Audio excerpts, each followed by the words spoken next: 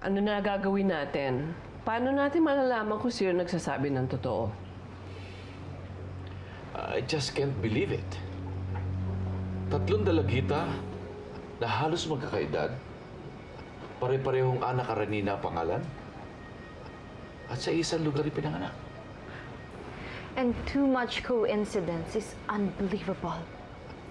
What's unbelievable about that? You know, safe haven is a place kung saan nagpupunta yung mga babaeng nabubuntis. So, hindi naman katakataka kung may ibang babae pang nanganak doon, di ba?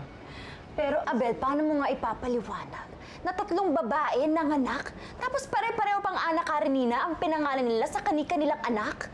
Well, that can happen. Nung nauso nun ng Marimar, lahat na ipinanganak na babae, pinangalanan nilang Marimar. You know, that's not an issue anymore. Ang tanong na lang, sino sa kanilang 3 ang totoo? I say we let them stay. Silang 3. What? Hayaan natin dito sila tumira. Hanggang sa malaman natin without a shadow of a doubt kung sino nagsasabi ng totoo. Payag ako dyan. Doon natin malalaman sa lukso ng dugo.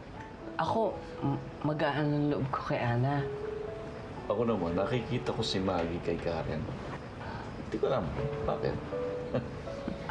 God, this is crazy.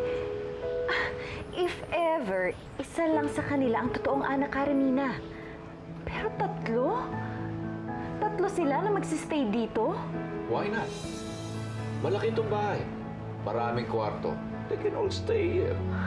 Pero uncle naman, Malaki kasalanan ko kay Maggie. Gusto kong punan niya sa apo ko. Walang masama kung dagdagan ko pa ng 2. At wala rin masama kung maging 3 anak Karenina ang maging apo namin.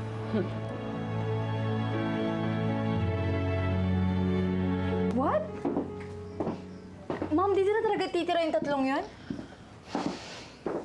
That's your lola's decision. But Mom, can't we do something about it? Ayoko sila dito. Wala na tayong magagawa. That's what you think, Mom. Ang tagal kong naging spoiled dito sa bahay na to. Tapos all of a sudden, bigla na lang mawawala lahat yun. I'll show them who's the boss. Okay? Show me.